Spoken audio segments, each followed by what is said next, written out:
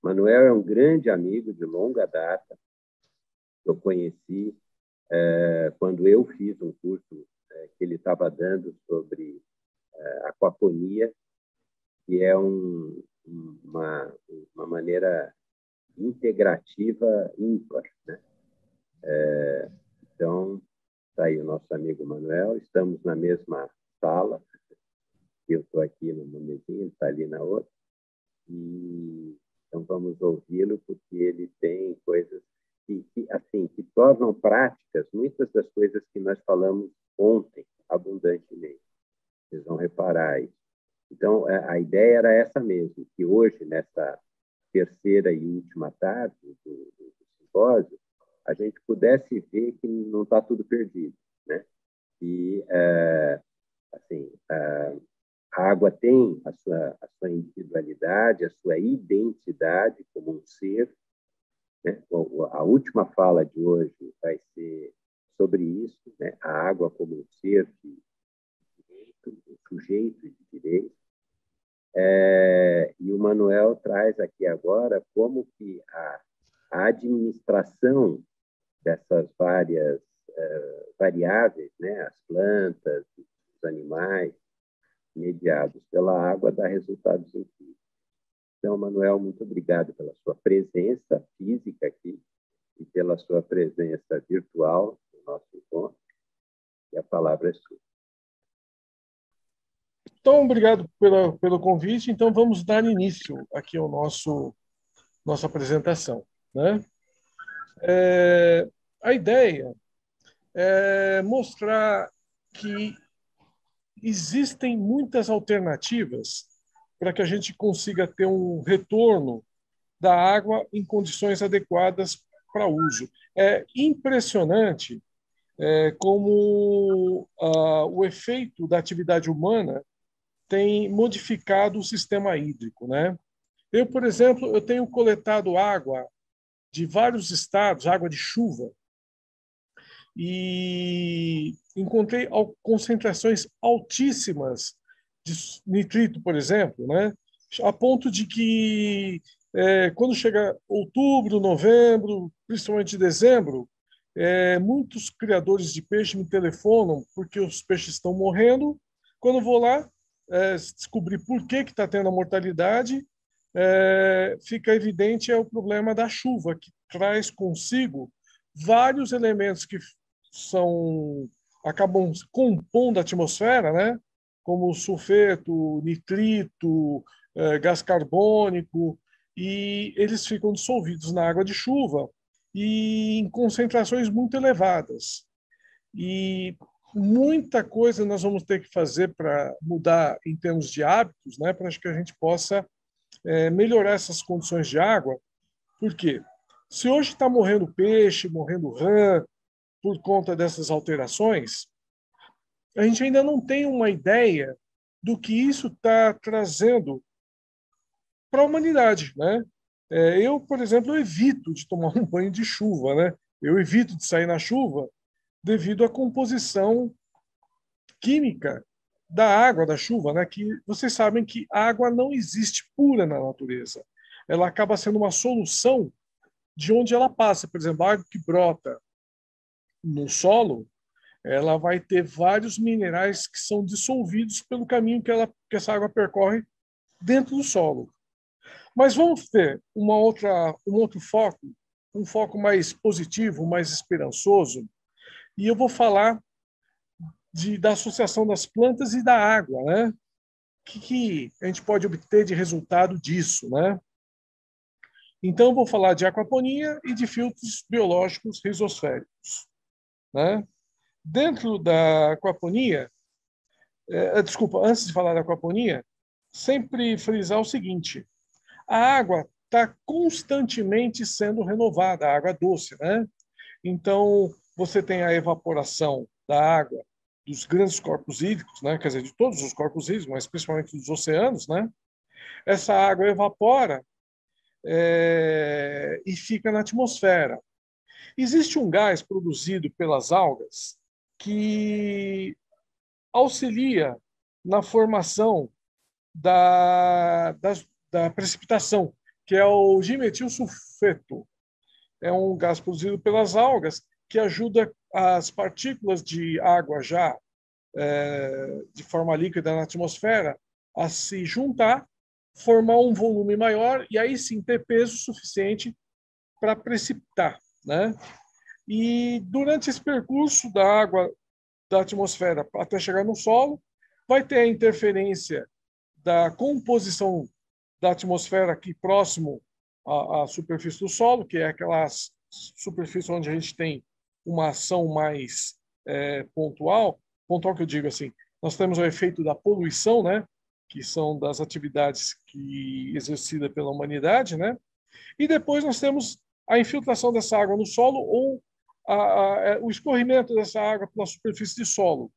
Aí vamos encontrar outra situação que também é promovida pela humanidade, que você vai ter uso de fertilizantes nas áreas agrícolas, defensivos agrícolas, principalmente nas áreas urbanas, você vai ter hidrocarbonetos, né, petróleo, derivados de petróleo, como gasolina, diesel, na superfície do solo, que acabam contaminando essa água, e no final, a água que retorna para os mares, ela vai estar trazendo junto com ela todas essas outras informações, né, que ela foi buscando pelo caminho, né? Então, hoje a gente tem que ter uma visão de que a gente tem que diminuir essa interferência nesse ciclo para que a gente possa disponibilizar água com mais qualidade, com melhores condições para que todo mundo possa utilizar.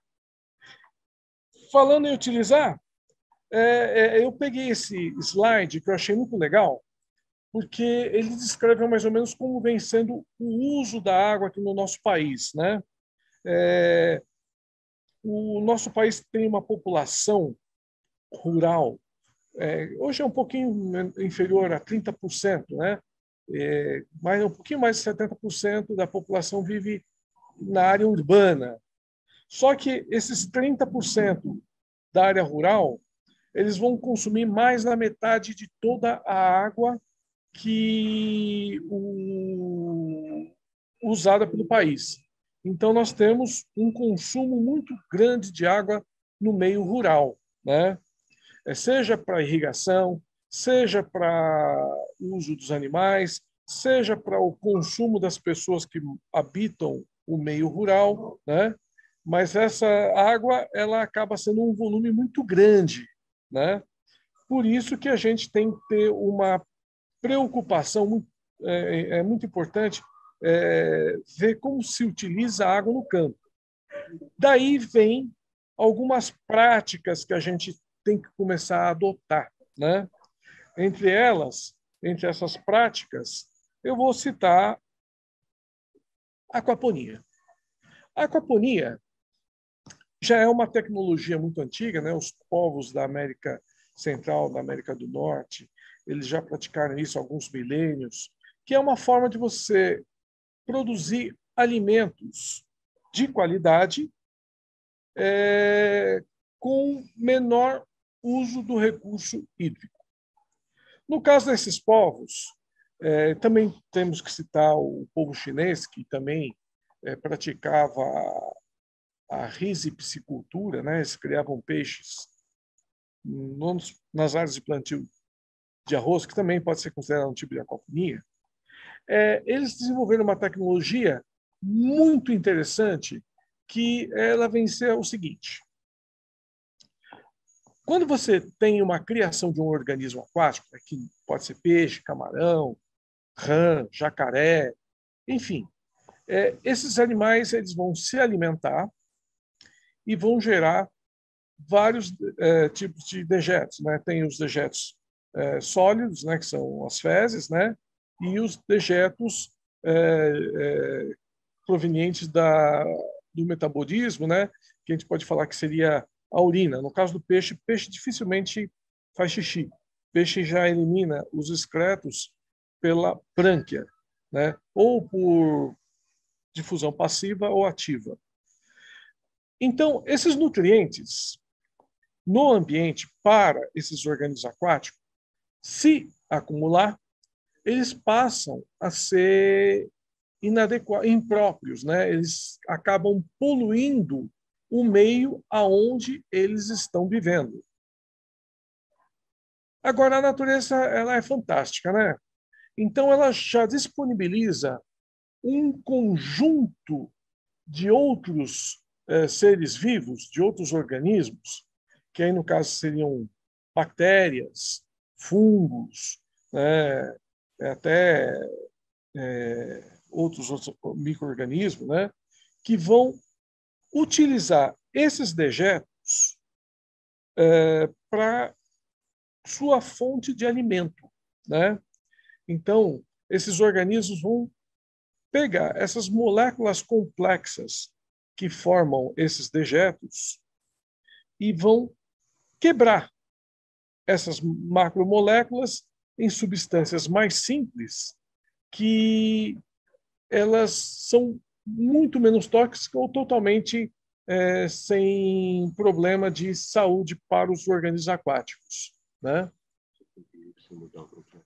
Então, esses organismos, eles, ao transformarem essas substâncias complexas em substâncias mais simples, eles estão transformando esses poluentes em nutrientes que depois vão ser usados para a nutrição de plantas, né? Então, o que seria o poluente no meio acaba virando a nutrição das plantas que eu quero produzir. Por exemplo, eu tenho um viveiro para criar peixe, essa água sai do viveiro de criação de peixe, passa por um filtro biológico. Nesse filtro biológico, eu tenho a ação dessas bactérias que vão quebrar essas macromoléculas e depois essa água vai para bancadas, onde eu tenho produção de plantas. Que plantas? Pode ser verdura, pode ser fruta, pode ser plantas aromáticas, pode ser plantas medicinais, né, temperos, enfim. Essas plantas, para que possam crescer, elas vão absorver esses nutrientes e aí vai remover esses sais da água, deixando a água mais limpa. Tão limpa que eu posso utilizá-la novamente para a criação de peixe. Por isso que esse sistema é um sistema circuito fechado. A água circula entre essas três diferentes etapas, né? Ela recebe uma carga orgânica quando passa pelos peixes, passa a transformar essa carga orgânica pelas bactérias e depois as plantas que eu estou fazendo na produção removem esses nutrientes, tornando a água limpa novamente, né? É muito importante falar sobre a importância dessas bactérias, né? E a associação que essas bactérias têm com as plantas. Todo mundo sabe que todo ser vivo, todos os seres vivos tiveram origem no mar, né? E existem muitos detalhes importantes que às vezes a gente não observa, ou que não tem conhecimento, mas quando as plantas saíram do meio marinho e vieram para o meio terrestre, elas levaram consigo uma grande quantidade de micro-organismos que fazem parte da rizosfera. Então, as raízes de planta ao redor têm uma quantidade muito grande desses micro-organismos que fazem uma simbiose com as plantas. Como é essa simbiose? Bom, você vai ter bactérias, firmicutes, você vai ter fungos, enfim, você vai ter vários organismos que vão pegar nutrientes do solo mesmo e modificá-los de maneira que a planta possa absorver. Por exemplo, hoje em dia, por conta da guerra lá da Rússia, né, e a Ucrânia, se fala muito da necessidade de trazer adubos fosfatados para o Brasil. Ah, porque nós estamos tendo problema na produção agrícola porque falta adubo fosfatado. Na verdade, a gente já tem adubo fosfatado há anos. Nós temos bilhões de dólares já depositados no solo na forma de adubo de importações que foram feitas anteriormente. O que acontece é que esse fósforo, com o tempo, ele deixa de estar disponível para as plantas. Ele se liga à argila ou outras substâncias e fica indisponível. Só que a gente, em vez de ficar pensando em trazer esses nutrientes para o solo, nós podemos trabalhar com micro-organismos de raízes que podem disponibilizar esse fósforo. Então, às vezes, esse fósforo está ligado numa argila e a planta não consegue, vamos falar, não consegue comer esse fósforo. Aí vai lá a bactéria e consegue, através da secreção de ácidos orgânicos, soltar, liberar esse fósforo para que a planta possa absorver. Então, na verdade, a gente poderia repensar se a gente realmente necessita dos adubos e, sim, trazer mais vida para o solo, né? Trazer micro-organismos para o solo para que as reações biológicas possam ocorrer e aí esses nutrientes fiquem disponíveis para as plantas, né? Bom, então eu só dei o exemplo do fósforo, mas existem plantas que conseguem fixar nitrogênio, existem bactérias que conseguem fixar nitrogênio, existem bactérias que produzem uma secreção, tipo uma gelatina, que fica ao redor da raiz, e quando chove, essa gelatina absorve água e armazena a água nesse ponto. Então, em vez da água infiltrar para o subsolo, fica uma quantidade maior de água sendo mantida ao redor das raízes na forma desse gel. E isso melhora a capacidade da planta em enfrentar tempos de seca, né?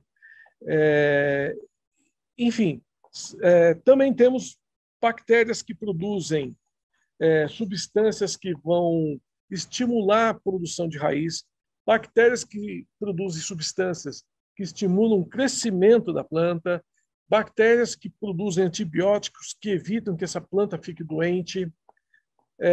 Nós temos os fungos micorrízicos que conseguem buscar nutrientes no solo, às vezes a distâncias, e levar através da rede de micorriza até a planta, né? Então é uma coisa fantástica, né? A biologia do solo, né?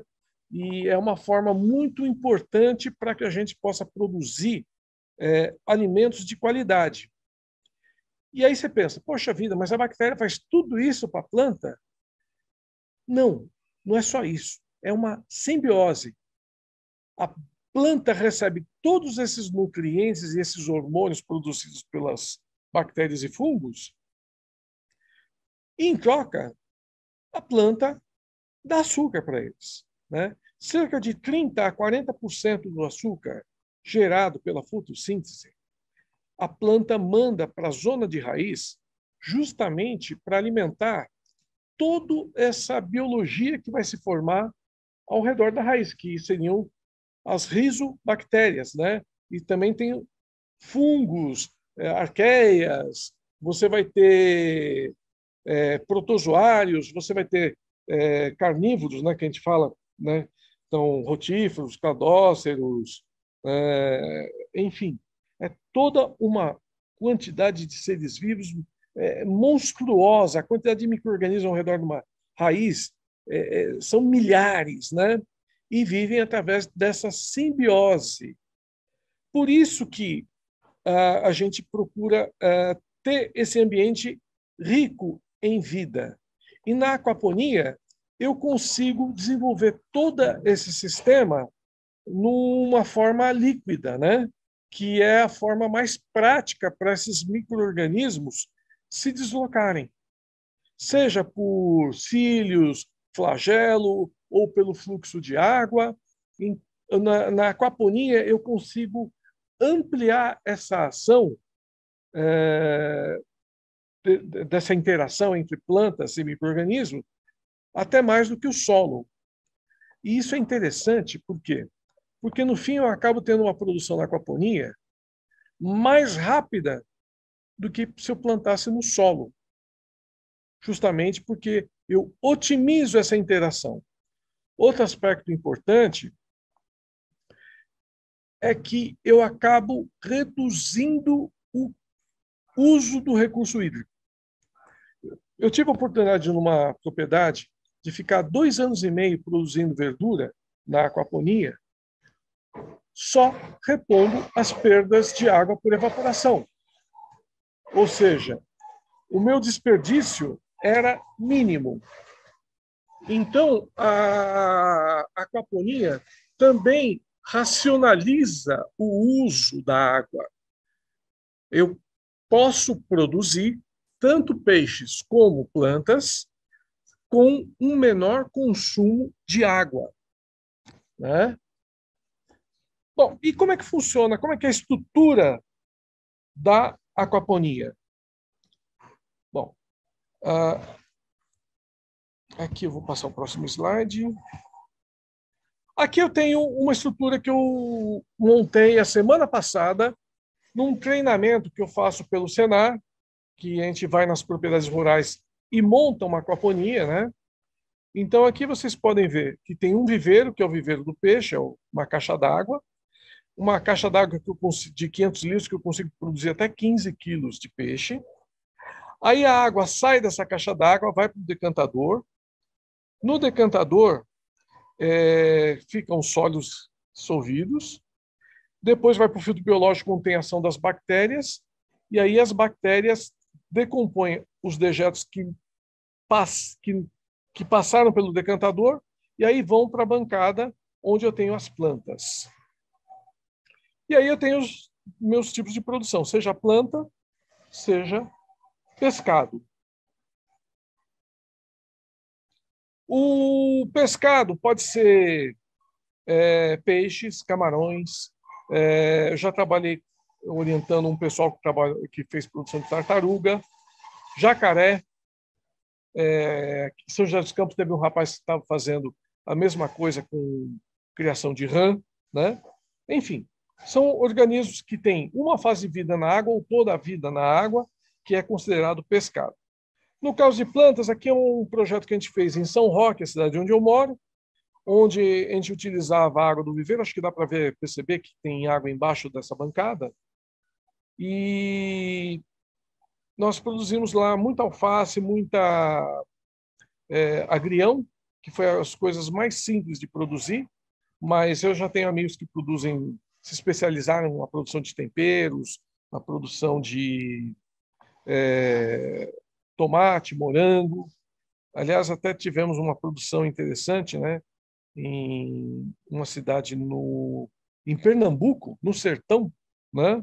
Nós montamos uma aquaponia e conseguimos produzir morango no sertão, né? Lógico, eu não sou especialista em planta, teve que vir um agrônomo que entendia mais dessa parte vegetal e deu todo o suporte. E hoje eu estou procurando desenvolver um modelo familiar, né? Que é uma bancada onde a gente vai ter uns vasinhos, que inclusive se parar todo o sistema, as plantas vão ainda ter a umidade do substrato dentro do vasinho, né? E a ideia é ter uma produção muito diversificada, né? Eu, quando fiz meu segundo modelo de aquaponia, eu acabei produzindo muito peixe.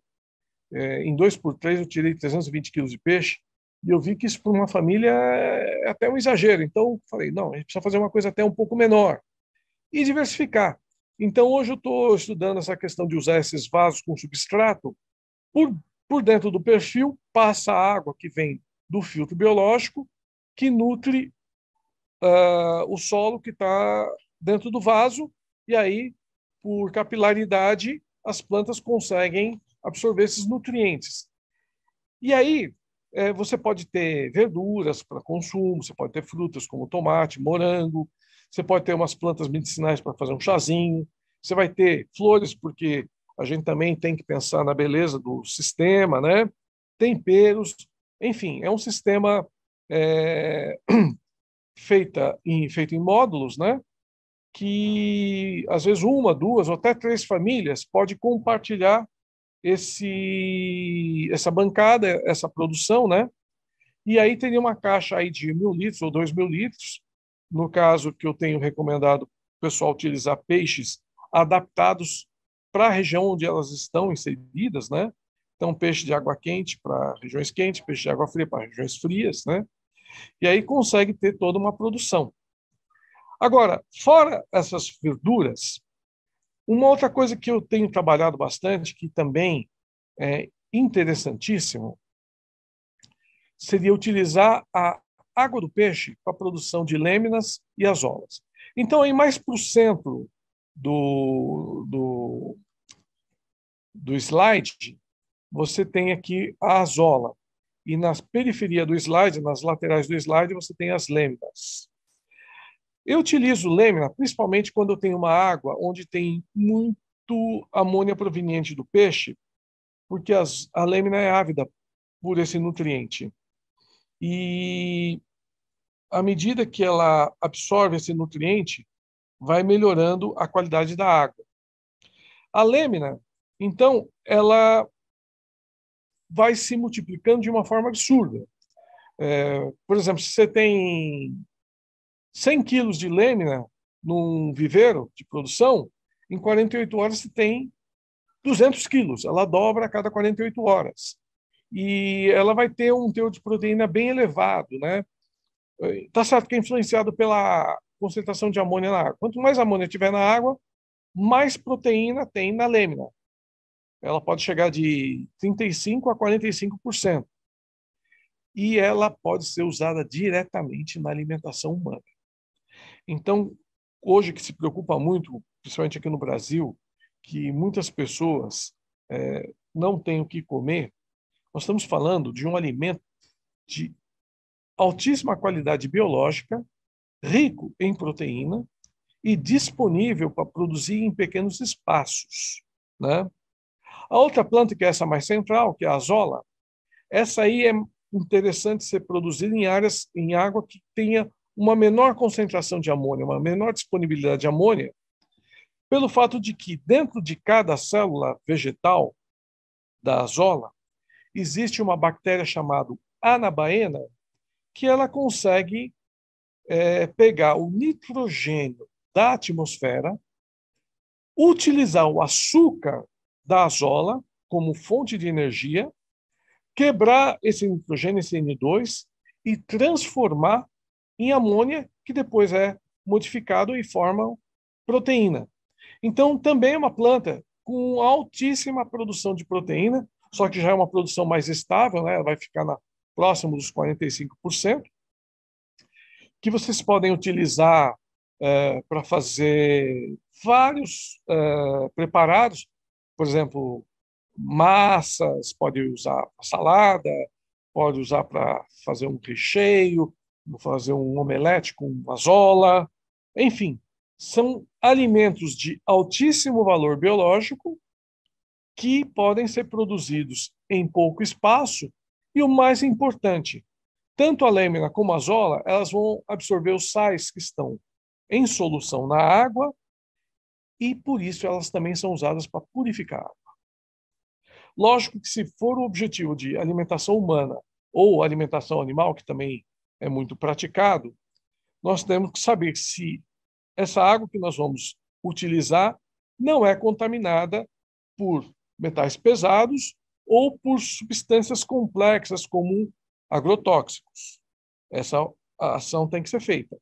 Então, eu tenho já vários alunos que fizeram curso comigo, que hoje eles têm lá produção de lêmina e azola já para consumo próprio, né? A maior parte do pessoal seca para consumir na forma de farinha, né? Eu tenho também alguns alunos que estão fazendo a produção de lêmina e azolas e dando uma pré-murchada e fazendo tipo feno para cavalo, alimentam todo tipo de ruminante. O pessoal que passou a usar para alimentação de poedeiras teve assim uma melhora muito significativa na postura, no tamanho dos ovos, na regularidade da postura e no aumento da concentração de proteína dentro do ovo, né? E outra função também para essas plantas, você pode colher essas plantas, dar uma pré-murchada, fazer um composto orgânico para poder fazer uma cova para fazer plantio, colocar, por exemplo, lá no Equador, o pessoal faz valetas na área de agricultura e preenche essas valetas com azola e planta o milho, feijão, abóbora, pepino na azola. Então, conforme a azola vai se decompondo, ela vai liberando os nutrientes que ela absorveu, e principalmente os aminoácidos gerados pela amônia, que foi captado pelas anabaenas, né? E aí o pessoal consegue plantar sem a necessidade de uso de adubo. Outra coisa interessante é que essas plantas, elas parecem uma esponja. Então, quando você irriga, ela segura a água e vai liberando essa água aos poucos, né? Então, você pode ter uma agricultura com menor consumo de água.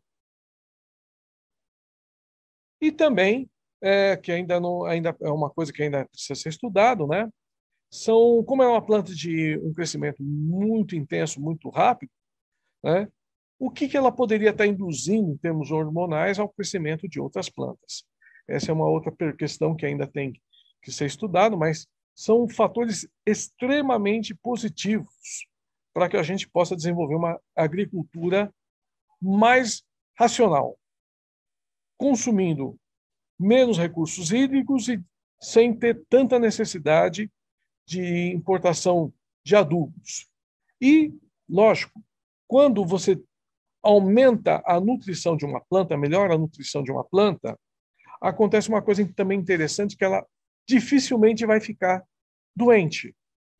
Então, o outro ganho que nós temos é que nós diminuímos a necessidade de uso de defensivos agrícolas, que além de ter o custo do defensivo, que vai afetar no preço do nosso produto, no nosso alimento gerado, também estamos falando de substâncias que são persistentes, recalcitrantes, são moléculas mais difíceis de se degradar e que teriam um efeito danoso quando a água leva esses defensivos agrícolas para os corpos hídricos. O último tema, né, que eu queria abordar é também relacionado com o efeito das plantas e a água. Então, já faz um bom tempo que eu venho utilizando filtros rizosféricos para remover nutrientes da água, né? Aí, no primeiro plano, vocês estão vendo uma planta chamada hipônia, que é o espinafre de água, e atrás é um cíperus, né, que é a sombrinha chinesa.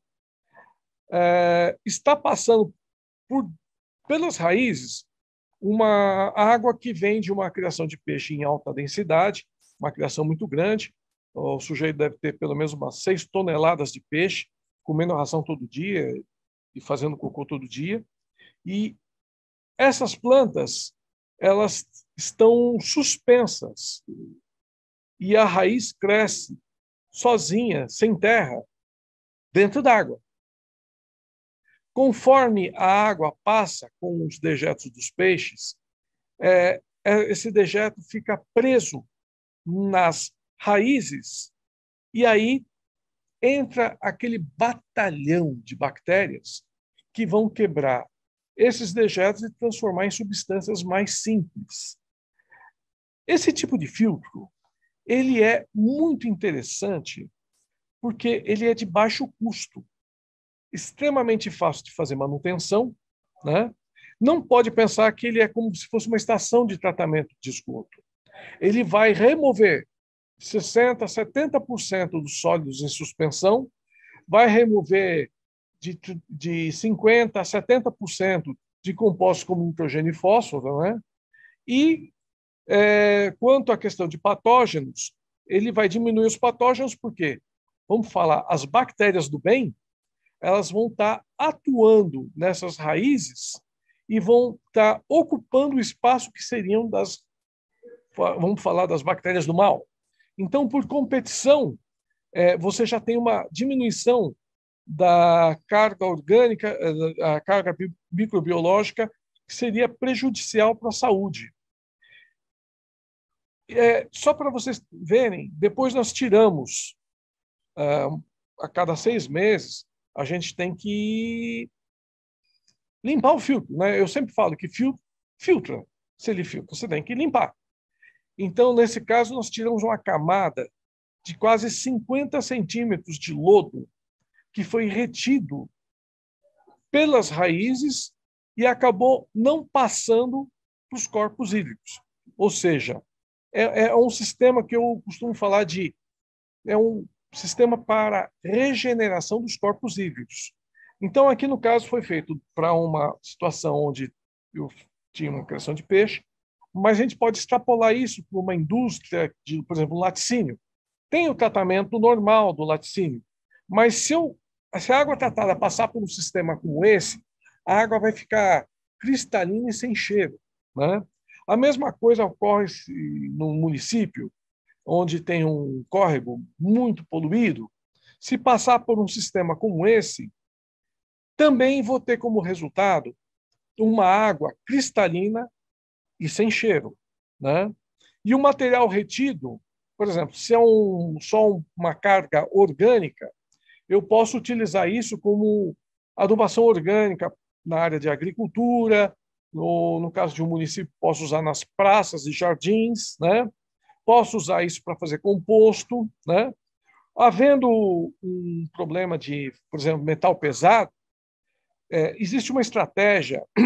Tem umas plantas, eu não sei quem já teve a oportunidade de passar, às vezes, no mato, e tinha um capim que você passou, o capim cortou a mão da gente, coça pra caramba, né? Então, tem plantas que podem ser usadas no filtro, elas têm a capacidade de absorver esses metais pesados e depositar na bainha da planta, ou seja, na lateral, como forma de proteção. Aí o animal passa lá, encosta, fica com uma coceira, fica irritado, fala, eu não quero mais passar perto dessa planta.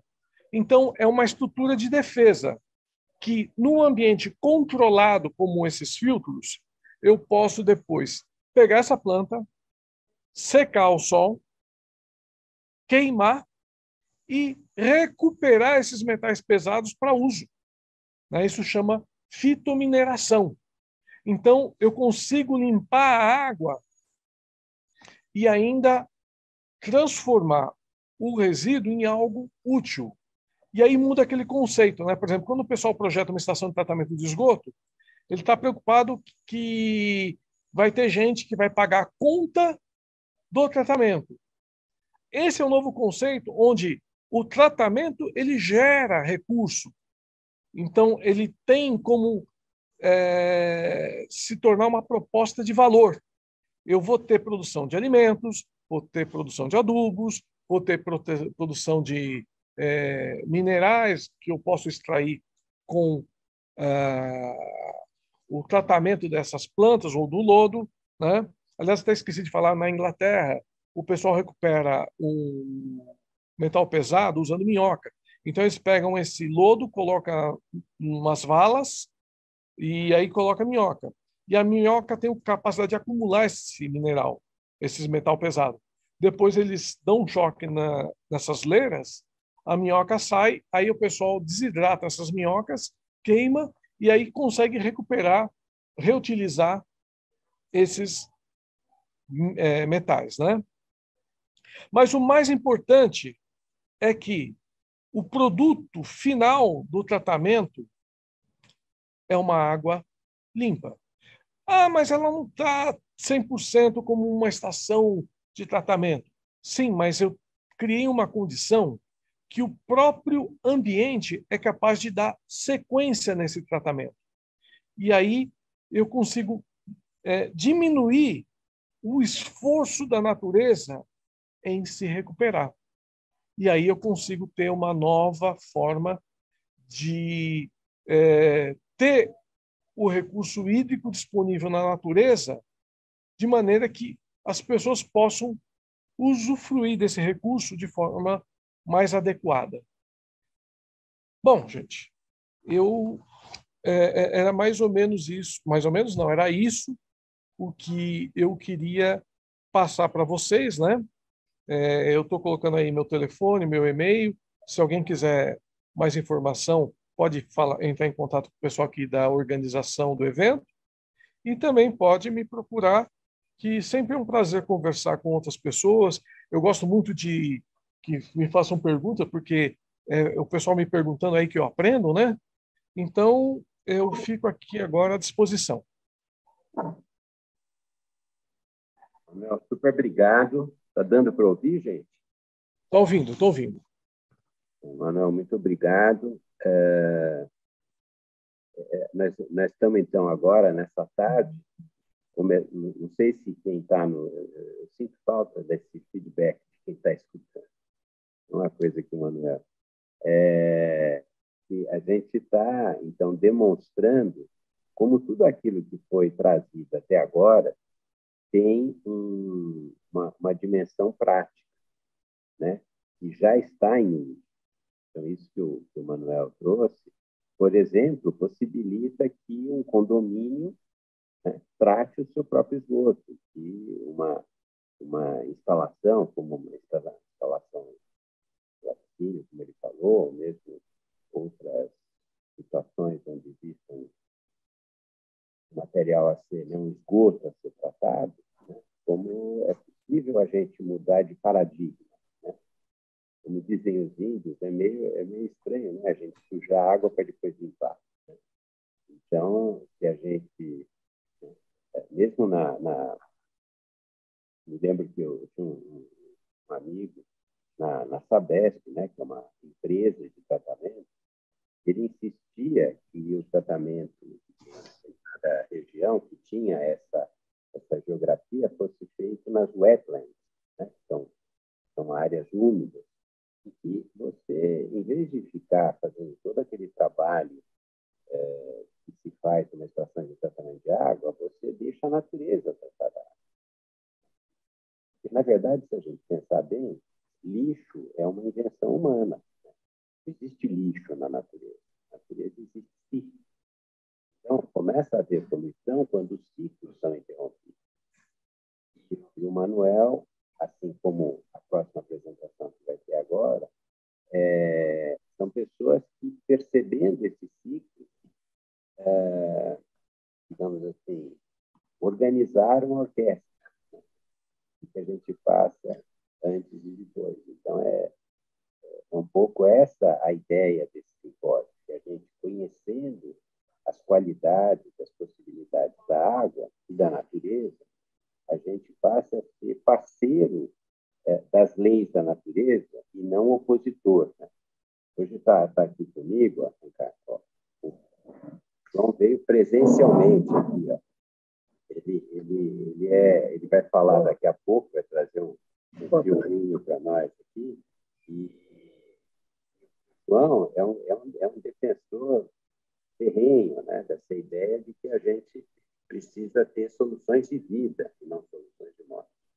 E essa, né, solução que o Manuel está trazendo é claramente uma solução de vida. Né? Então, fico muito feliz com isso. Agora, se for possível, Moisés quer fazer algum comentário? Maris, que também está aí, se quiser fazer algum. Eu quero, sim. Fala, Moisés. Eu primeiro quero parabenizar o Manuel, a fala e a abordagem. Obrigado pelo aceite do convite. Manuel, me diz uma coisa, você falou com relação a plantas medicinais, né, que existe a possibilidade de a gente utilizar o sistema para potencializar o cultivo de plantas medicinais. Mas o que acontece é que essas plantas, né, a gente sabe que, dependendo do ambiente em que a planta é cultivada, ela vai expressar ou não determinados metabólitos secundários que vão ser os princípios ativos importantes para determinada atividade medicinal dessa planta, né?